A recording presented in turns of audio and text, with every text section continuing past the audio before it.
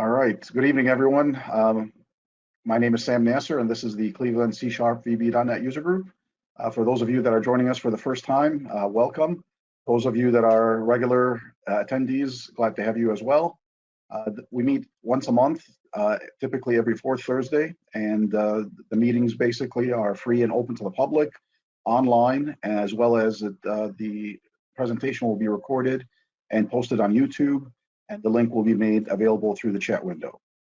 Also, wanted to let you know that we cover any and all topics related to .NET, and you can find meeting information for both past events as well as future events on meetup.com. So I'd like to give a big thank you to our sponsors, Tech Systems, for sponsoring the meeting space. Back before the COVID days, we still want to thank them because they will still be supporting us once we get back and meeting in person. I'd also like to give a big thank you to Inedo, PostSharp, and NIS Technologies. Some general information.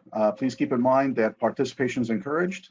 I would like to let you know that you can jump in either verbally or by questions in the chat window, and Scott will either take them as they appear or at a later time in one shot.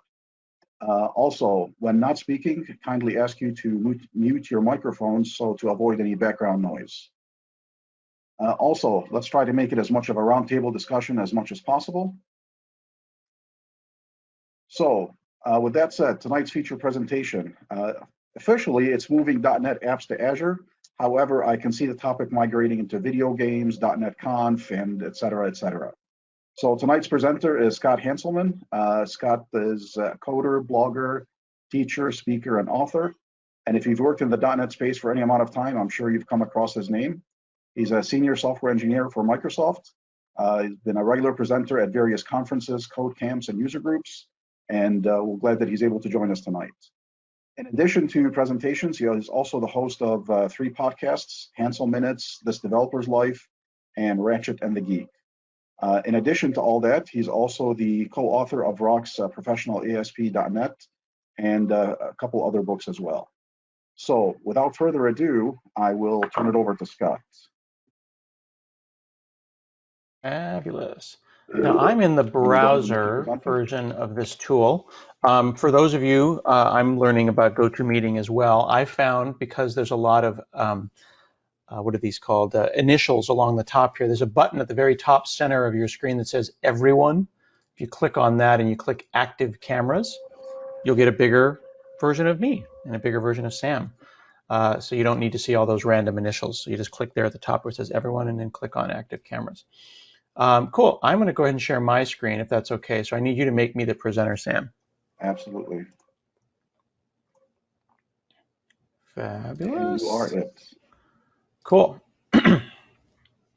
So thank you very much for that intro. And the salient parts, the part that I would point you all to is Hanselminutes.com, which is my podcast. This is a bit of an advertisement. I'm very proud of this show. Put a lot of work into it. We're coming up on episode 800. There's a lot of shows out there. I think that the world is littered with podcasts that last about 9 minutes and about 9 episodes. And I really am impressed when people stick with it. And the way that you do that is by just doing one a week or one a month. You stick with a tempo. Don't set up yourself for failure. I see people try to do daily podcasting and stuff, but that's crazy. You'll notice that while I'm scrolling and talking, I'm still only in the 600s. So I would really encourage you to take a look at the shows. There's a lot of good information here from not always the faces that you would expect to see, lots of fresh faces and people that you may not have seen or heard of before. I'm still only in the 400s now. I also want to encourage you, if you need more user group speakers, or if you're doing something and you want a speaker at your event, everyone here has held their own for hundreds and hundreds of episodes, so invite these people. I would also let you know that I recently ran all of these shows, almost 400 hours of content through AI, and have now transcripts, so searchable transcripts, which is cool, going back every episode. So you can search and read all of those. And I also updated the website recently, so if you click on somebody, I have a podcast player with transcript, which is pretty cool. If you click on that, it'll actually allow you to click a word, you see, and it'll read and click and highlight the words as you bounce from place to place, which is really, really cool. So that's why really impressive stuff. Now, to the point of our topic here, the Hanselman global business here, consisting entirely of just me, is basically 3 sites. It is Hanselman.com, which is my brochureware homepage. This is historically was written in ASP.NET Razor pages. Then I've got Hanselman.com/blog.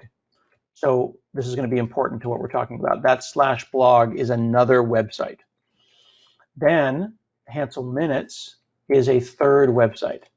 So for the longest time, I've got 3 different websites that I have to manage and deal with. Okay, and I'm actually going to bring up Notepad and take notes for you all to follow the conversation. And please do interrupt by chatting. I've got the chat open right here, so if you think this is stupid, you can tell me what to talk about, and I'll talk about that instead. So here I am, one-person shop, 3 websites. 3 websites. The blog, main, actually, let me do it by URL because URL structure is going to become really important in a minute here. And there was a time, I want to say 15, 20 years ago, when I was a Microsoft MVP, and some hosting companies, this is before Azure was a thing, hosting companies would give you free hosting if you were an MVP. It was like a $30, free host. And I used to have free hosting through a company called Web. And they gave me a thing, and I hosted my blog up there. And it was on Windows Server 2003 and IIS, and it later was upgraded to Windows Server 2008 and IIS. So I got free hosting through there. And it was one of those things where they give you like a little free control panel and you throw your website up there and you forget about it. And then they got bought. They got bought by a company called SureWeb out of Canada, and I didn't think anything of it. And then I started to get errors. I was starting getting errors, disk full errors, out of memory errors, just weird stuff. So I went looking for Web, found out that they'd been purchased by this other company. Then I opened a support ticket and I said, hey, my blog keeps going down. Could you take a look at that? And they said, who are you? And I was like, hey, I'm Scott Hanselman. I have a grandfathered in free account from Web. And they were like, and they started looking into this, and they found like old emails from the early 2000s where some salesperson, it wasn't supposed to, had given me this free $30 thing and forgotten about me. And I was like, well, I think my disk is full. It turns out that I only had a 30 gig disk on a Windows Server 2008 machine. And now at this point, it's 2018. So I'm running a 10-year-old operating system on IIS on a machine. And I said, well, can you just expand the virtual machine and I will pay for the hosting and it'll be great. I just didn't want to mess up my blog because the blog's been around for a while.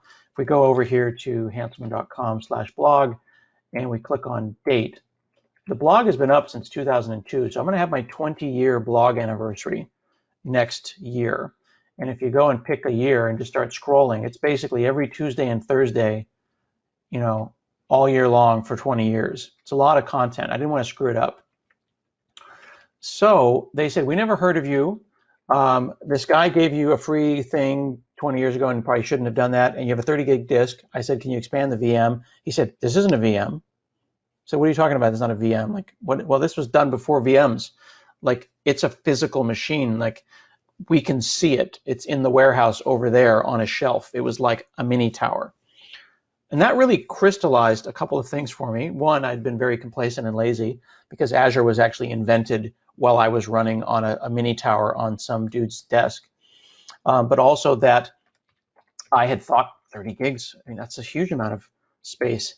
And it reminded me about, for those of us who maybe weren't around when before the cloud, there was a time when you could visit your computer, when hosting literally meant someone's computer in a warehouse somewhere. So theoretically, if you wanted to, you could go and put your hand on that machine, push refresh like on your phone and like hit my website, and you could hear the hard drive actually like vibrate. You could hear that moment. If anyone's ever done that before, when spinning Rust was how hard drives were storing their data, you hit refresh, Iis goes to the disk and pulls that out. And it was a real reminder that there are still a huge amount of systems that are put together like that. And I was like, oh crap, I need to get off this system ASAP. They don't know me. It's a 10-year-old operating system. It's a disk that I have to now log into and delete log files every week to keep this thing up. It's bad. I love that Patrick is screaming. Are you screaming because I suck, or are you screaming because you too have an old legacy computer sitting in someone's Costco warehouse? Been there. I love that you've been there, because we've all been there, because you just never know, right? So this is bad. This is horrible. There's a couple of different issues here. This was running on .NET 2. This was running on .NET 2, and then I upgraded it to .NET 4.8. This was running on Razor Pages on .NET 4 something. And because I was using Iis allows you to do nested apps really easily. This is before reverse proxies. It's like if you wanted to make something in /podcast or /blog, you just make a folder. You go into Iis, which is the web server for Windows, if you're not familiar, and you would say, right-click, create as app. So there was a physical relationship between this URL and this URL. Those were two different apps, and this was running entirely somewhere else.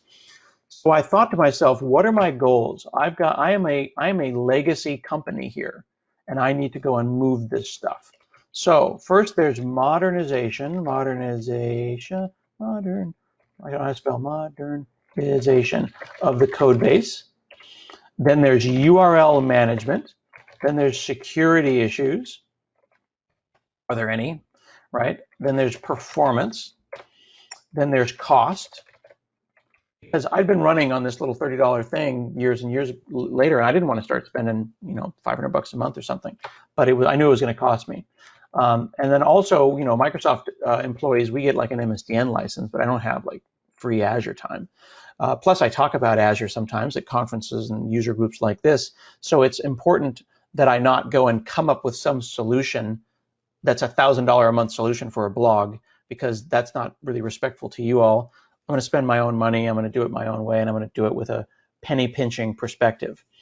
So I also had to think about my operating system, because right now I'm on Windows, but we know that Linux is cheaper. Linux can be about 30% cheaper because of licensing, cheaper on Azure.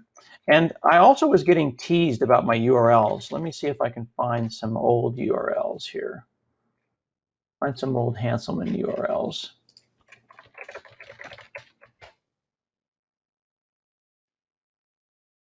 So you see how this URL, this is not a Hanselman URL, but you see how it's got .aspx at the end there? I've got 20 years of URLs out there. Here we go, there's a good one. Let's look at that. I'm gonna put that in Notepad. So this is the way my URLs have been for the longest time. Basically, Pascal casing with a .aspx at the end. And this isn't the hotness. So when I say URL management here, I'm talking about modernizing, because I would honestly get on Hacker News or Slashdot or whatever, and they would say, great blog, nice URL, and I'd end up looking like a schmuck. So that was that to think about as well.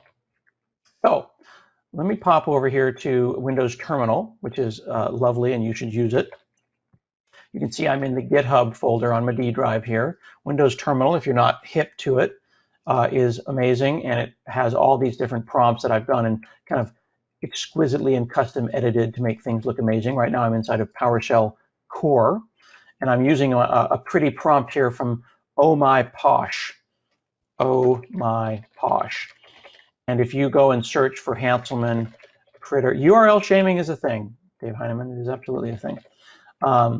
Because, if you had CGI bin, if your URL was like Dave/CGI-bin, isapi.dll ? You've all been to eBay, right? If that's the URL for your latest website, yeah, you're going to get shamed. So buckle up. You got to modernize the interior of your car. That's why we have new model years and stuff. Reasonable thing. Cool. So this prompt is really nice. It shows me my path. It actually shows me the version of .NET that I'm currently using. And then this heartbeat right now tells me whether there's an error or not. If I type something in and I hit enter, I'm going to get a red heart that's going to indicate that this is, the previous command had an error level of 0. And I'm going to go over into the Hanselman folder here, and this is now showing my Git branch. You can see I've got a remote to GitHub. I have one item that might not be in source control right now, and if we go and we do a git status, we can go and see that I have a global JSON that's not checked in right now. And you'll notice also that my prompt has changed here, and now I'm not using a preview of .NET, I'm using a released version of .NET 5. And if we go and we show the inside of global.json, you can see right here that that is pinning the SDK to .NET 5.0. .NET 5.0 is the latest version of .NET Core, and it's also the one that folks that are on .NET 4.x should think about moving to. You'll notice that we went from .NET, we had .NET Core 2 and then 3, and then we jumped to 5. We jumped to 5 because 5 is greater than 4.8. We want people to know that .NET 5 and 6 and 7 are going to come out every November, and .NET 5 is ready to go for .NET 4.8 workflows. Yeah, there you go. And then Jeremy Sinclair said he jumped to 6 because he's an overachiever. .NET 6 is now on preview. And what I've done on my blogs, if we go back to hanselman.com and I scroll to the bottom, I'm actually showing the version of .NET that my sites are running on, and I'll show you how I did that a little bit as well. Because if I go to hanselman.com/blog, go to the very bottom of this one, not only do I show that I'm on .NET Core 3, but I also show the commit and the build number directly, which is pretty cool. And that allows me to click on that, and I can tell you live in production which commit I'm currently on for that website. And I can log into my Azure DevOps, and I'll show you the exact build and logs that happen, which is pretty hot. Okay, so URL management was the thing. So I thought to myself, does somebody unmute? You want to say something? Feel free to interrupt or comment if you have any questions, or you want to, if you're like, hey, back up and you went too fast, put that in the chat. I am watching the chat and I do see you all. Plus I'm talking to myself alone in my office, which is weird, and I can't see anybody. So definitely just put in ping or we're not dead and let me know that you're still there. And I'm trying to get my steps. So if you see me moving my hand like this, I'm trying to lie to my iPhone right now and tell it that I'm actually standing. Because right now it says I haven't stood up in an hour and a half, and I'm going to lose my stand goal if I'm not, because I got to stand for 12 hours a day, right? So this is me faking to the Apple Watch that I'm actually standing, because otherwise my wife is going to beat me in this this competition that we've got going. Cool. So Hanselman.com is this right here, and what I'm going to do is open it in Visual Studio Code, and I can open it later in Visual Studio Senior or Visual Studio Proper a little bit later. But right now, David Hyman says that's how he gets healthcare. You get healthcare by faking your Fitbit steps as well. That's nice. So this is using Razor Pages. So this is the brochureware website for Hanselman.com. Of the 3 sites, the main site, the blog, and the podcast, Hanselman.com is the simplest one because it's primarily a series of individual pages. It arguably could maybe be a static website, but it does have a couple of features that I like that I made it not that make it not fully static.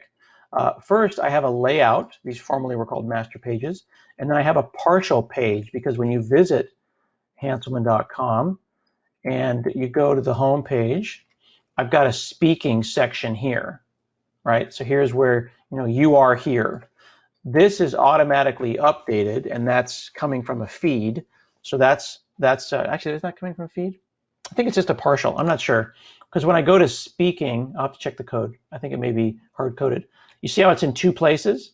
So I wanted to make sure that that was updated everywhere. So that speaking partial is here. Okay, I remember this. Yeah, this used to come from meetup.com, but now I speak at lots of places that aren't meetup, so now it's hard coded. But it's a partial page, so this would be like a server-side include, so that's important. And then under layouts, I've got my main page. This is my main page. And then within this page is Where's the main body of the page? Speaker partial.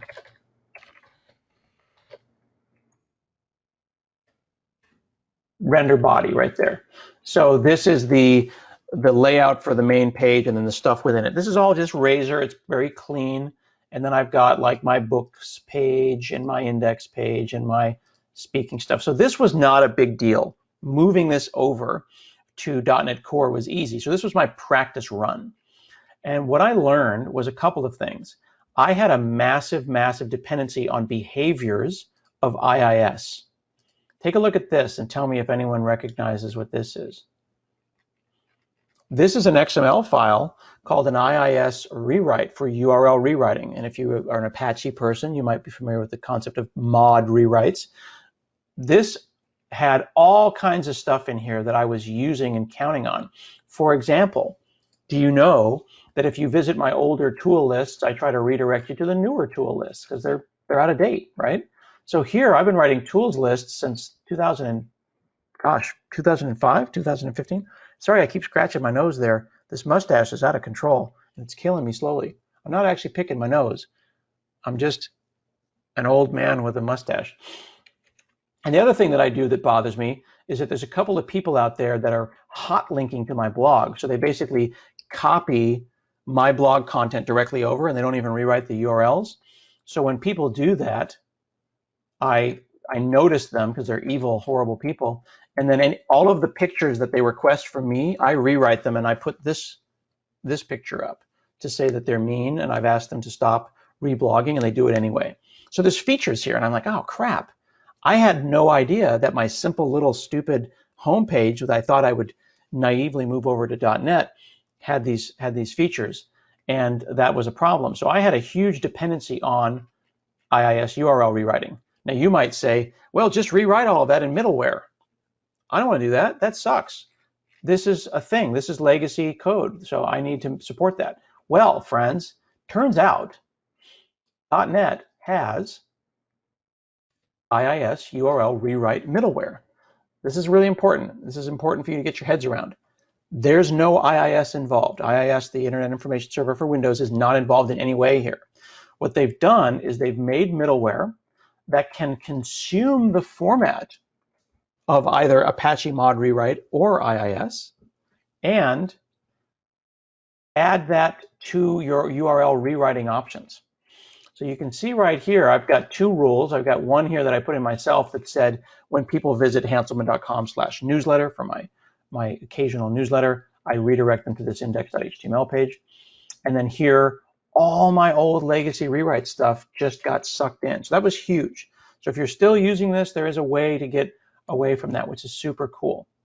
Okay, so I had to rewrite basically this chunk of code here. This startup.cs. I had to put thought into my URL management here. I'm glad that Jeremy is enjoying that. It is not Iis only. This is super important. So let's actually prove that because Jeremy is getting the message and that makes me happy. I'm going to hit .NET Run. I'm just saying .NET Run from the command line. And now I'm doing it at the command line instead of using Visual Studio because I just like to drive stick shift. But certainly you can feel free to drive an automatic or a Tesla. That's fine. I just like to drive stick sometimes. So right here, we just started up in development mode on Hanselman.com. And you notice here I'm using the new Windows terminal, specifically the terminal preview 1.7. Notice that it actually underlines these URLs. I can click on a URL, kids. Look at that. I can actually click on a URL in the terminal. So I've got my terminal here. I'm using Control Scroll. You see how I'm doing that? I want to make sure, I realize I'm moving fast and I apologize, but I want you to feel like you can move fast too. We've got the website on the right here running locally. We've got clickable URLs inside of the Windows terminal, which saves me a lot of time. And now I've got my website running on .NET Core, which is cool. So that's nice to prove that that's possible. Once I got it running on .NET Core, then that's something that I could go and put into Linux. So that was like step one, prove that I could run this not on .NET 2 or 4. That's now moved to .NET Core. It was moved to .NET Core 3.1. Then I found out that moving from 3.1 to 5 is trivial if you don't have any and the attachments to Windows. So I noticed in a couple of places where I was assuming backslashes for path separators, and instead you can use system.io.path separator, I think it is, separator, excuse me, something like that. So basically anywhere you assume this, you might need to assume that. Those are the kind of things. For example, I also had one place where I was accessing the registry, and there's no registry on Linux, so that's a problem as well. So I can go back to the Windows terminal. I'm going to pull down this top of the thing here. Oh, Jeremy is also seeing this here. This is Oh My Posh. Notice how I'm in this folder here, and I'm going to go up one. Notice how when I'm in the GitHub folder, that is the ambient or the current version of .NET, the preview. But when I go into the Hanselman website folder, and then I go and say global JSON, I've pinned to a local version here, right? Now, if I wanted to, because Jeremy's so enamored with this, I'm going to say push D dot. I'm going to then go over to the C drive, and we'll go into my desktop, and then we'll make a folder called Jeremy, because he likes that. And then I'm going to go into the Jeremy folder, and I'm going to say .NET new global JSON. Enter. Okay, so now I have a folder called Jeremy on my desktop with global JSON. I'm going to say .NET --info. Now this is going to look scarier than it needs to look. Don't freak out. It's just because I've got a lot of .NETs on my system. That's what's important. I've got 2, I've got 3. The latest SDK here is 31406. So I'm going to go like this, and I'm going to say notepad global.json. I'm going to go into my global JSON, and I'm going to take 5, and I'm going to pin it to 3146, and I'm going to close it, and I'm going to press enter. So now that folder is a 31406 right there. Isn't that cool? So let's look at my profile and see how that's done, shall we? So here's my profile inside of Oh My Posh, inside of PowerShell. And if I remember correctly, this was part of it's been a while, a couple of weeks, I can't remember, here we go. Posh v3, there it is. So this is using Oh My Posh, which you can go and Google for. I think I did a couple of blog posts on this, and I'm going to open up this one here. And this here is the configuration file that represents. Let me put this here so you can see this at the same time. Sorry. There we go. This segment display is represented here. Okay. And Todd has pointed out that I've got an article on that. I think I also did one called Oh My Posh v3, which is taking your PowerShell prompt to the next level. So I'm going to put that one down here as well. And in this one, I talk about these segment sections a little bit. And what I'll do actually right now is I'll go to gist, and I'm going to go and take this one here, and we'll go and look at my gists, and see if I put it up there. Oh My Posh. There you go. So there's my gist. And that's got that Git section and the .NET section. Now, this is important. See how that's screwed up right there? There's always a UTF-8 kind of an issue there. So you're gonna want to watch out to make sure that you're dealing with these kind of goofy characters in a tricky way. You don't want to accidentally open it up in Notepad that doesn't understand ASCII and stuff like that. And as I recall, when I did this work before, I have a whole conversation about that here. You may not be able to pipe this because of fancy things, and I went and ended up having to go and put in specific encoding to get it to work. So read the blogs and you'll have fun. Cool. So now, remember that before when I said push D, push directory, now I'm going to say pop D.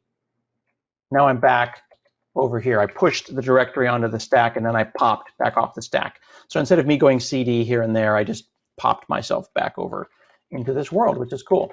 So I was talking to you about getting this running on Linux. I'm going to go and click up here in the terminal, and then I'm going to click on Ubuntu, and I'm going to hold down Alt with my left thumb while I click. So I'm holding down Alt, and I'm going to click on Ubuntu. Holding down Alt in the in the Windows terminal here is going to open up as an automatic split screen. If I didn't push Alt, it would just go and make a new tab. but I thought it would be cool then. So now I've got Ubuntu on the left and I've got Windows on the right. So now I can go into my Hanselman folder here and I'll go and I'll say git pull. Make sure we're up to date. Looks like we are. And then I'll see what version of .NET I have over here, 5.0. I'll say .NET run, and you can see actually if I go which.NET, it'll tell you that this is really Linux. This is running on userbin.net. Well, if I go over here and I show where.net.exe, this is going to be running in C program files.net. Okay. There's two of them. There's an x86 version and a not x86 version, which is a little concerning. I'll deal with that later. So now I'll say .NET run over in Linux. And we'll run that, and then I can click on one of these and open that up in a browser. That's probably going to pop up on another monitor.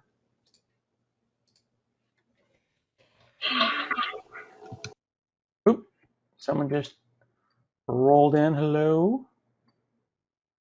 GoToMeeting is a little weird as an app, in my opinion. Cert warning, and then there you go. So now this is the same website on .NET 5 running on Linux. This is important because I'm using WSL2. This is being redirected. So that port 5001, that's not IIS, it's actually Kestrel, the .NET web server, and it's running inside of Ubuntu. And we can prove that by running tcpview.exe, which is one of the sysinternals tools. And it's a bit goofy right now because it's painting weird. I'm not sure why it's been painting weird lately. If we go and look for port 5001, it doesn't sort well. The whole app needs a refresh. There it is. See that right there? There's the TCP v6. Here's v4.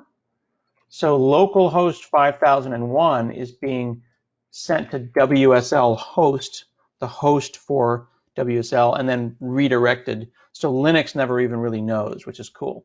So that makes it really nice. So now I've proven that I can run this thing on both Linux and Windows, which then means I just need to get it running in the cloud where I could check it in, right?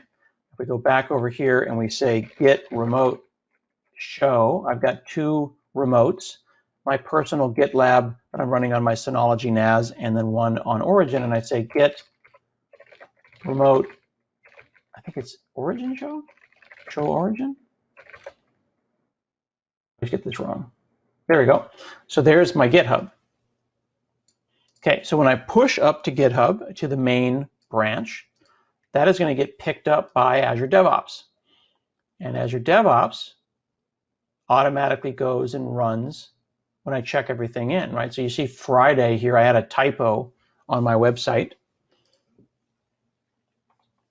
And actually, we could probably just make a change right now. Let's go over and just do a live change, shall we? So let's go to our partial. And a couple of these meetups are already done. So I spoke to the .NET Welsh user group. So we'll delete the Welsh and we'll delete IASI. Can't remember where that was. I think that was Turkey. Was it Turkey? Romania. I was in Romania. Okay, so I've just deleted two of these things. I'm going to close that. I'm going to come back out to the command line. I'm going to hit enter. And you'll notice here that it says there's a modified file and then a weird unknown file. That weird unknown file is our global.json. So I'm going to say git status. I'm going to say git add. I'm going to bring in pages shared. I'm going to take that speaking partial. I'm going to add that in. I'm going to say git commit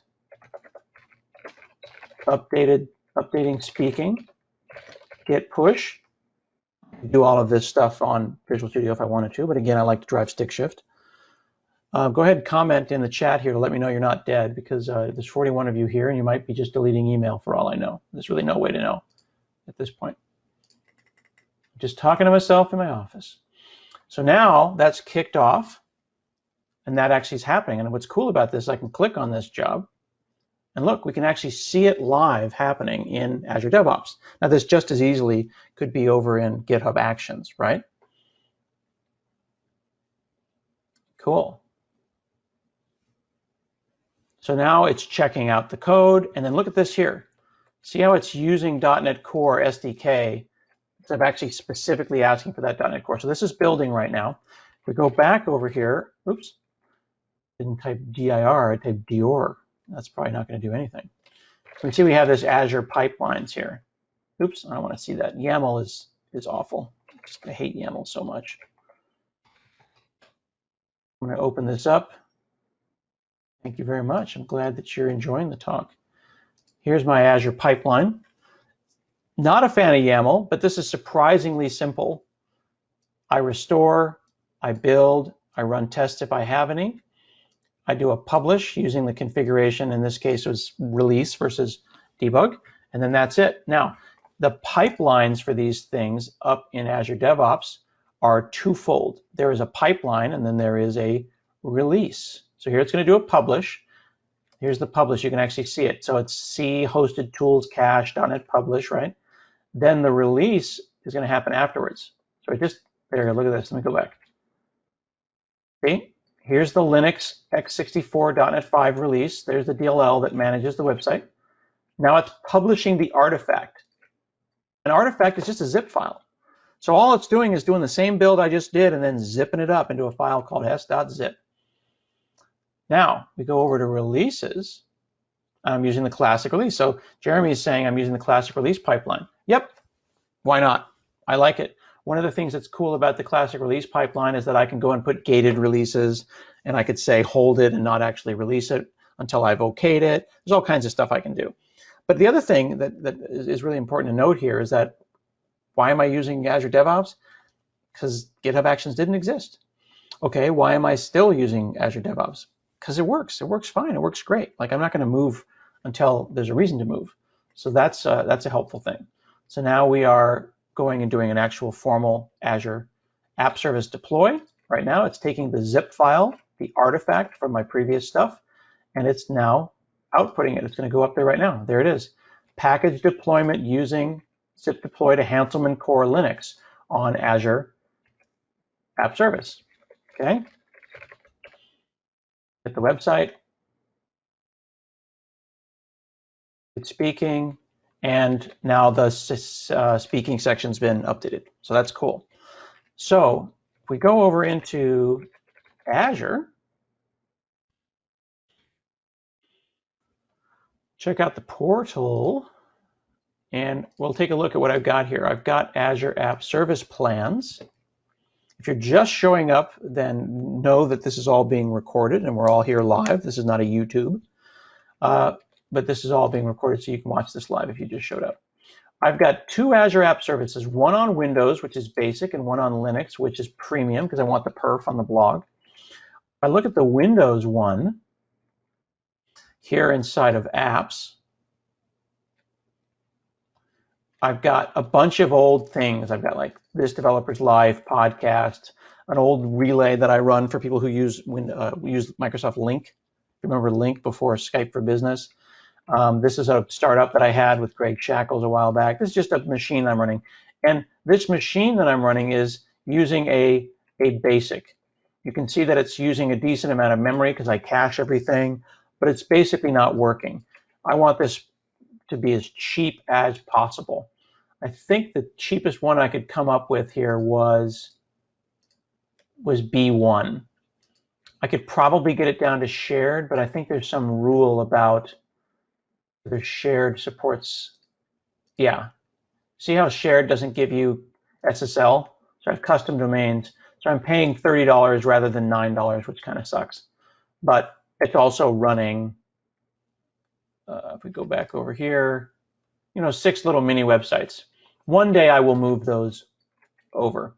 Because when I said before here, the list of Hanselman.com stuff is not just 3 websites, it's also 16 other stupid things that I do, like Baby Smash.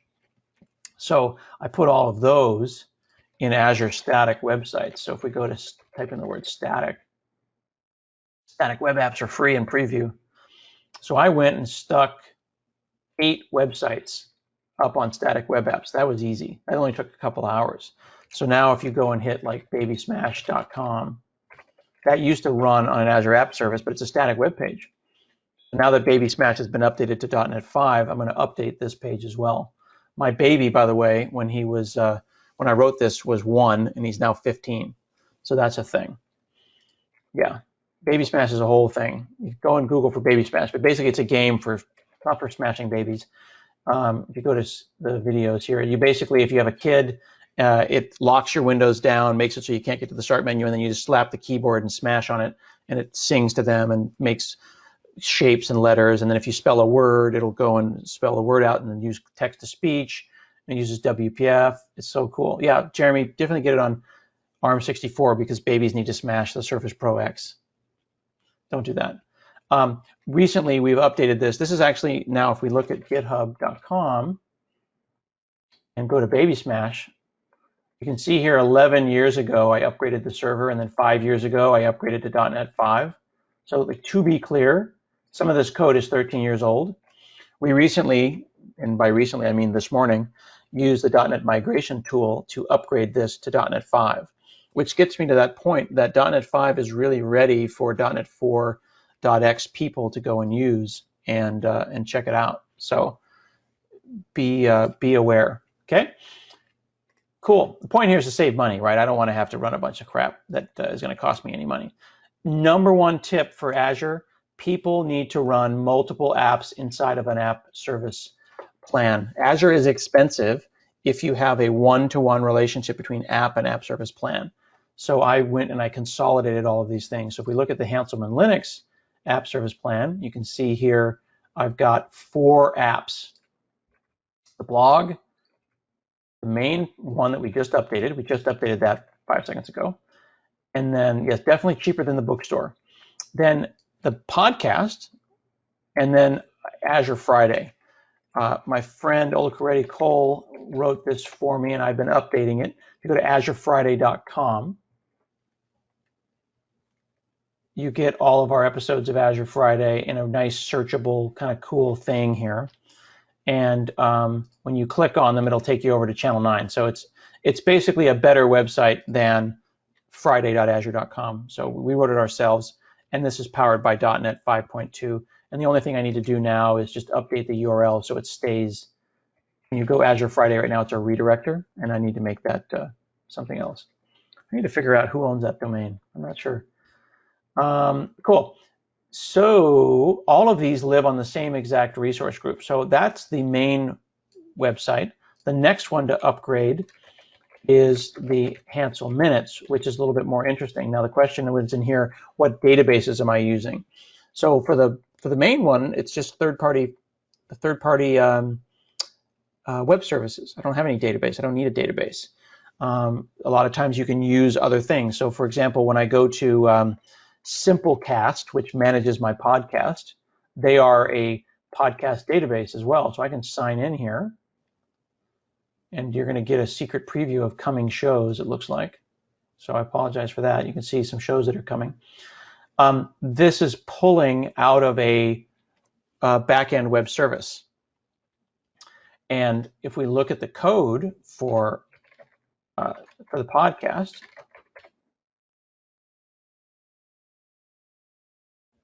pause for effect. There we go. I've actually got this Simplecast HTTP client, so my database is the back end, and it's calling a URL and getting back a list of shows as an async task.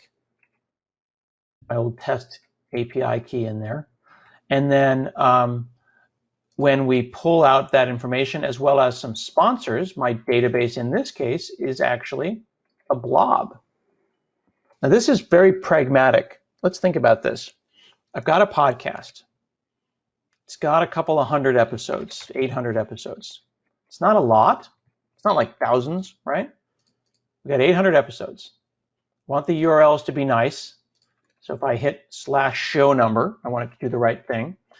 If I get rid of the text at the end here and I just hit Hanselminutes /773 and I hit enter, I want it to redirect to the show, but the title doesn't matter. That title doesn't mean anything.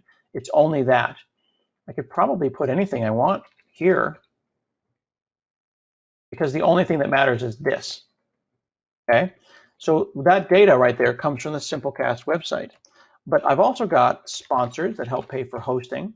So if we look here, we had Tori on from New Relic, and then there's 2 sponsors. This episode is sponsored by. You might say, well, I'll use Cosmos or SQL Azure. Totally reasonable thing to do. If you're familiar with databases, that might be a thing to do. But that might cost you $5. I don't know if it's $3 signs, Matt Wursler, but it might be $2 signs. In fact, you can use SQL I think it's Azure SQL Elastic Instances? Azure SQL Elastic Instances? I can't remember. The new thing, like a cheaper Azure SQL Elastic Pools. Azure SQL pricing. Here we go. Calculator. SQL database. Beep boop bop boo.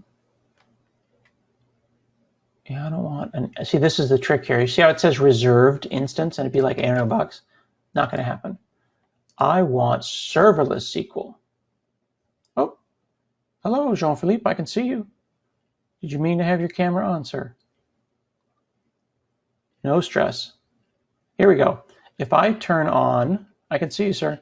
Here is Azure Serverless, which is about $4 or $5 a month that I can use for my SQL database. Okay, so thank you. That's one way, but I still don't want to spend $5 because I'm cheap. So what's the cheapest possible thing that I could do? Keeping in mind, and this is an important thing for you to think about with your databases, how often is this data updated? People don't be really pragmatic about this.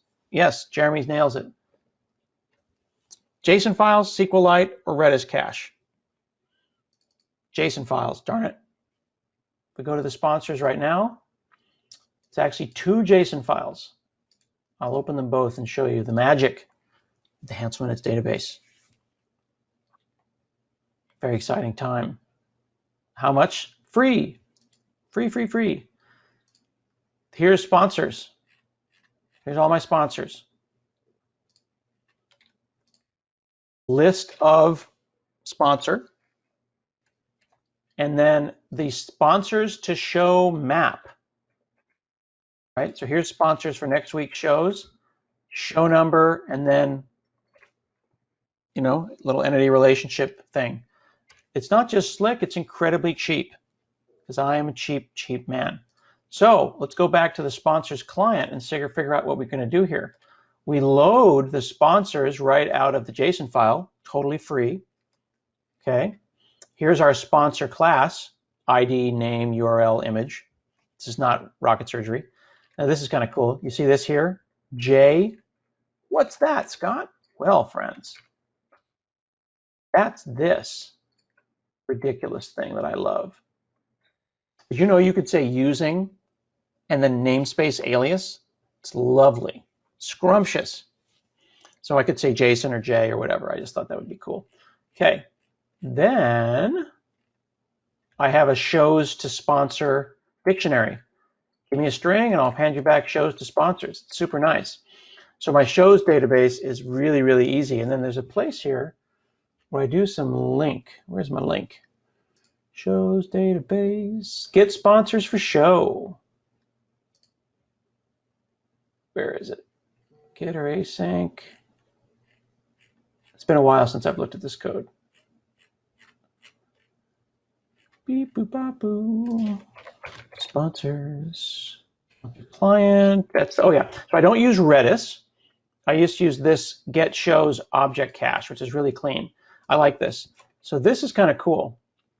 Here we just call get shows and we come back with a list of shows. But if the cache is empty, we've actually got a Lambda here that's a func that returns a task of lists of shows. And it says, hey, can you populate the shows cache? Cool. I'll go and get that out of the simple class client. Hey, if you fail to get that, can you just go ahead and call that for me and cache it for 8 hours? This is the default cache, Manish. because I've only got one instance. It doesn't need to be a distributed cache because there's only one instance. And this is really important. When Azure gives you something, what does Azure give you? Well, it turns out Azure gives you a crap load of memory. It's not about perf, it's not about disks, it's about RAM. The #1 resource that Azure gives you for cheap is memory. So I've only got 4 websites on this particular machine, but I'm using up 60% of the RAM because I cache everything. Hold it all in memory. I could hold another 700 shows, and I'll worry about it later, which is really, really cool. Okay, use all that memory. Make that thing work. There it is. Go and try to get a list of sponsors, and then give me all the sponsors, plural, where sponsors contains the ID of the current show. So one link query right there, and it returns the list of sponsors. And it works really great. Works fantastic. I'm very happy with it. All of that also runs great on Linux because there's nothing here that is specific to the local system, the local Windows machine. So once a week, I open up the sponsors map and I update it. And I'm thinking about maybe writing like a Power App or some kind of an iPhone thing where I could update my sponsors because I get a new ad. And then their images, if we go back to the show, are down here, and they're just sitting in Azure storage as well. And I just load them up. So if we pick a previous show, there's the people who sponsored that show. Isn't that cool? Super fun. Okay, final thing, the blog. The blog right now, the recording link, I think, Manish, will be posted probably on the Meetup page, and it'll link off to the YouTube. So I hope that you check this out later. Down here, I've added in the commit and the build number for the blog to, right now it only works on the blog. I haven't added this yet to the podcast. And I wrote a blog post about this, Git Azure DevOps. It's always nice to be able to Google for yourself later. Adding a Git commit and hash to Azure DevOps build number on an ASP.NET website. Okay, put that in the chat there. And down here in the corner, you can see where I have the copyright, powered by runtime information, the actual framework description here. And then I build in a short Git hash and a build number. And then I build a URL to point to that. Now, right now I'm doing it in public, but because my blog right now is open source, but the instance of the blog is not, because I don't want you to steal my theme. When you click on it, you'll get a 404. When I click on it, I go somewhere. What I should do is say, if I'm logged in as admin, show me that, right? So if I were working, for example, at Stack Overflow, I'd only want to see this stuff at the bottom here if I'm logged in as admin. But I think it's a really cool feature. And I walked through exactly how we do that, and I had a lot of help from Damian Edwards. And what we end up doing is keeping a file called build.json, and then we pull the Git hash out of an app assembly. So the Git hash actually gets embedded here. So the Git hash is embedded in the DLL. You can actually interrogate the DLL. This is super helpful for you to be able to know what Git hash is in production right now. Incredibly important. So I could go to my blog, click on the Git hash at the bottom of the page, and tell you specifically the change that I had to make to get that. Like, here's the blog post controller that changed, that is currently live in production, which is really, really cool. Okay. Now this is using DOSBlog core. And DOSBlog was written by Clemens Vassars, and then me, and then Omar Shaheen, and now it is maintained by Mark Downey. And Mark Downey currently works on Visual Studio, and he has a blog called Papa String. He is also a musician, and Mark has taken DOSBlog, moved it into ASP.NET Core. And what's significant about this, for those of you that are thinking about moving systems over, is he really only had to think about the front end. The back end really just compiled. All we've had to do is chase issues like pathing, where we assumed a C drive when Linux doesn't have a C drive. So then where's the database? Here's the part where you either recoil in horror and are offended by the fact that this is a thing, and you go, I'm so, I thought I knew who you were, Hanselman, but now I don't know, and I don't believe in you anymore. Or you will think that this is the most genius thing you've ever seen. There's 20 years of blog posts. Don't need a database, friends. Don't need to spend for it. It's just not necessary. It's just not necessary. So then the question is, where do those live on disk? We go over to the Azure Portal. I mean, you need a database, but you don't really need a database. Like a bunch of text files is still, it was genius in 2001, and it was genius before then. So Jeremy says Azure Cdn. In fact, no. I tried this. It's even stupider. So you've got file system storage. Remember I said that there's things that Azure gives you that are really, really cheap. Do you know that you get 250 gigs of app service space when you have a premium app service? Nobody uses it, right? That's why people, like Americans, buy a large soda and they only drink like that much of the soda. Azure is giving you resources and you're not freaking using them. Load those things up. Fill that memory up. Fill up that disk. Right now, I am only using 3 gigs. So I was like, oh, I'm going to go and put this on, this is going to be cool. I'm going to go and put it on Azure Cdn and da-da-da-da-da. Didn't need to do it. It's not necessary. Let me show you the resource group and show you one idea that I had that I actually backed out. I used to do this. Go to configuration on your Azure App Service. Go to path mappings. Now, to be clear, this is genius. Not my genius, their genius. Okay?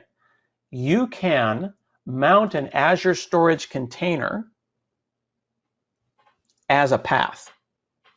So, on the Hanselman blog, desktop, blog backup, blog, the structure of the file, this is where my DLLs are, and there's content. What if the content folder, without changing a line of code, is a mount point, just like containers, but you're not using a container here, to an Azure storage blob, right? So in fact, what I tried to start with was I mounted /content to that. So I basically turned a legacy 18-year-old app that only knew how to write into current folders and took the config folder, I took the logs folder, and I took the content folder, and I pointed them off to mount points. And you can actually see this if you go into,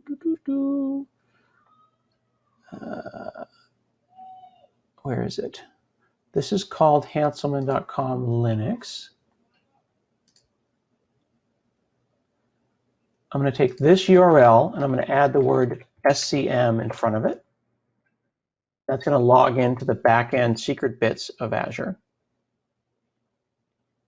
Kudu. Oh, this is new. I've never seen this before. Ooh, they've updated Kudu. Scandalous. Why did this happen? So look at this. Now I am actually looking at my site live. Let's go to www.root. Okay, right? And I could go and see in here, and then those mount points, right now we're on home site, whatever, that mount point just goes directly to Azure Storage. Now, why am I not using it? I'm not using it because of the performance characteristics of for looping over 5,000 XML files. This is a great thing, but it's not appropriate for my needs because that mount point is now a remote desktop. Not a remote desktop, it's a remote share. It's a Samba share, an SMB share, and that's going over a network to disks that live somewhere else. So remember at the very beginning of the conversation, we talked about that relationship between physical disks and virtual disks. I was trying to virtualize too much. And while it seems genius to copy all of these XML files into storage and then not think about them there, I realized that A, I've got 250 gigs I'm not using. It's on a fast SSD. So the only thing that it was providing me to do that storage mount was a sense of like, I've made my thing now cloud native. And I thought it would be like for backup purposes. But then I realized that Azure App Service has scheduled weekly backups. So excuse my French, but I've actually got like the oh shit button because if I screw up my blog, I can just hit restore and go back to last week's backup. And I'm also very kind of enamored with this new thing, which I've never seen before, which is the new Kudu Lite. This is just scrumptious. I didn't even know this was a thing. When did this happen? Legacy Bash, New Bash, Web SSH. What is Web SSH? Look at all this stuff. Well, that's Kudu. That's literally, oh, I see. That's literally SSHing into the thing using the new UI. I've never seen this before. Kudu has a new look. This is another great thing to remember. Azure App Service is just so freaking good, and people just don't even exploit it as much as they really could. I'm consistently impressed and amazed. Last thing I'll show you, as we were using up far too much time, and you all have to go and do other things, is Azure Front Door, which is getting some new features in preview. It's going to become even cheaper. I was already a fan. It's a little expensive. And now the new version is going to be like really, really competitive pricing. Remember at the very beginning of the conversation, I talked about the relationship between having a top-level URL and this /blog being a separate app. That's easy because with Iis, I can have /blog, and that can be its own app in Azure and in Iis, but that's not the case anymore. Here in Front Door, I need to go and have two separate app services at Hanselman.com, Hanselman.com/blog. And then I have that main site and that blog routed with different routing rules. So the termination of that SSL certificate is at Hanselman.com. It's a reverse proxy. But it's a reverse proxy. It's a certificate manager, right? It's a CDN. It's an accelerator of its own. So here's a trick, and I'll show you my very last horrible hack that is going to offend and amaze. Let's go over to the blog. Yes, it is absolutely ARR on steroids. Let's go down here. I'm going to just open up Visual Studio real quick. That'll be faster. All right, opening that up on the other monitor, and I'll just drag it over here in just a second. I wanted to get a free CDN because people were complaining about the blog being slow, and right now it's not slow. If you go and hit it, it's like poof, works fast. Here's a graphic. Those graphics are in a folder underneath content called binary. Oops, no, I clicked the wrong thing. Let's go back to binary. So it's like binary, Windows Live Writer, and then there's like thousands and thousands of graphics underneath for each blog post, okay? How do I make these faster, but I don't want to change my database? I am both thrilled with and fundamentally ashamed of this hack. It is one of the most genius things I've ever done, and it's a nightmare. Look at line 36. And I'm going to lean back, and you can bask in the stupidity of this and also its genius.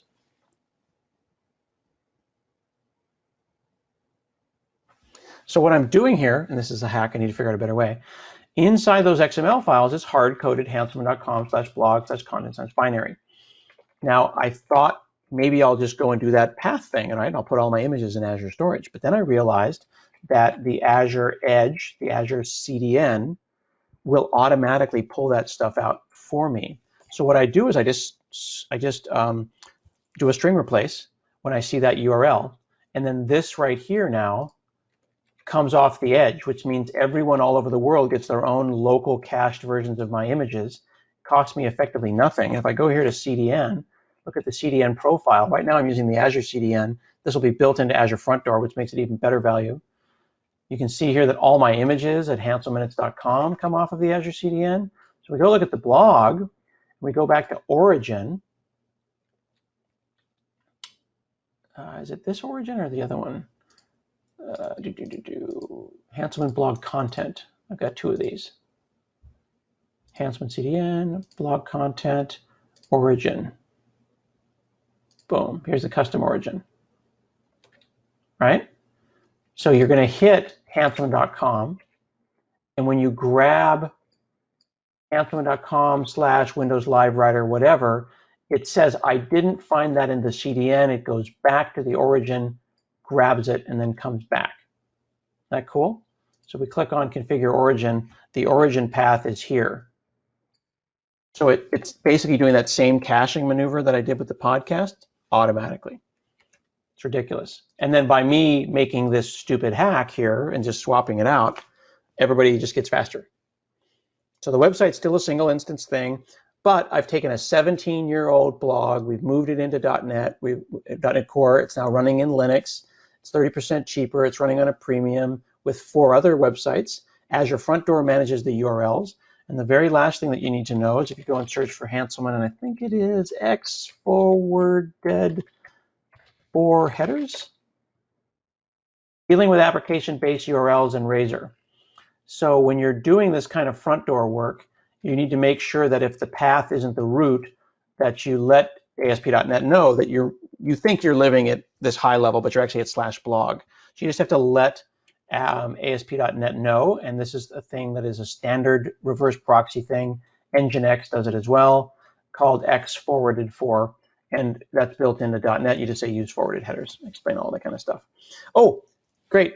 Jeremy points out one other thing, the URL rewrite. I could use URL rewrites if I wanted to, but doing that rewrite at the top level means that there's still places in ASP.NET where it's not really going to believe you. One line makes it believe you, and I don't have to do any rewrites at all. Now, last thing, and then I think that Sam can come back and save me. Remember this goofy URL here? Put that in the browser and hit enter. Now everything goes from Pascal casing and an extension to shish kebab casing, which is the way the kids do things these days. Could I use the URL rewrite to replace the links? Yes, I probably could actually. Would it be faster? So Jeremy is asking the question, would it be faster? Well, right now the string replace is a straight string replace. It's the least efficient thing on the website, but it's still a straight string replace. If I use the Iis XML thing, I'd have to trust that middleware. I've got the parsing of the XML, the implied regular expression, and then a regex instance every single time a URL shows up. So I think that as hacks go, this is a better hack. Okay? All right, someone pull me off the stage because I have to go to Taekwondo now. Save me, Sam. Coming to your rescue. All right, any questions for Scott? Thank you all for being active. I appreciate Jeremy for pushing me forward. Sean Wright is saying, does front door overlap with the things we might use Cloudflare for? Yes, absolutely. And Azure Front Door Preview is coming out. Here we go, in public preview, and they're changing the pricing. And you should go and check out that stuff. Somewhere around here, there's a conversation about those prices. Here we go. Overview of the new comparison. They're going to basically put everything bundled up. So the standard SKU is the one I'm going to move over to. It gives me the CDN, SSL, the load balancing, the caching, all the cert management, basically for one price. And right now you're kind of nickeled and dimed. And then all of the egress costs are going to get cut. So I'm anticipating it's going to cut my costs on front door by 1/3. Because right now I have to pay the CDN, front door, and the web application firewall. And now I'm just going to turn it into the standard delivery optimized SKU. So I'm pretty excited about Azure Front Door. It's definitely, if you have one front door to your site, and in my case, like Hanselman Incorporated, it made life a lot easier. I would not have been able to do it otherwise. I would have had to pull in Cloudflare. And that would have involved multiple companies all talking to each other and stuff going over the open internet. With the new Azure Front Door standard SKU, I don't actually have to pay for any traffic going within Azure's subnets. So there's no egress or ingress cost at all, which is cool. And then Mick is saying they only lost the last 5 minutes. Well, the previous 1 hour are going to be on YouTube, so that's exciting. Check that out. Let me scroll back and see. And I posted the link for that in the chat window.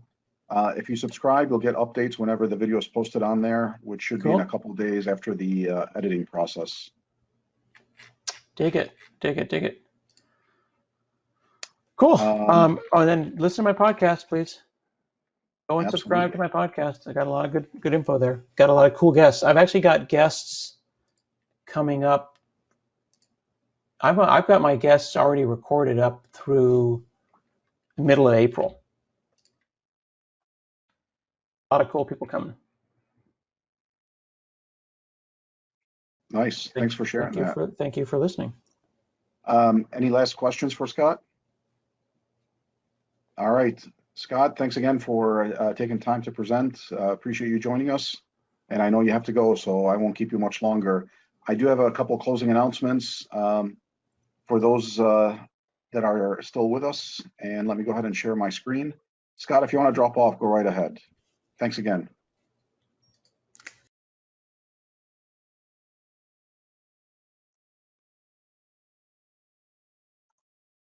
Okay, so to wrap it up, we have some closing announcements. As always, I always like to discuss technical events that are happening in the area as well as outside of the area. Thanks to COVID, everything is virtual now, so it should be accessible for everyone.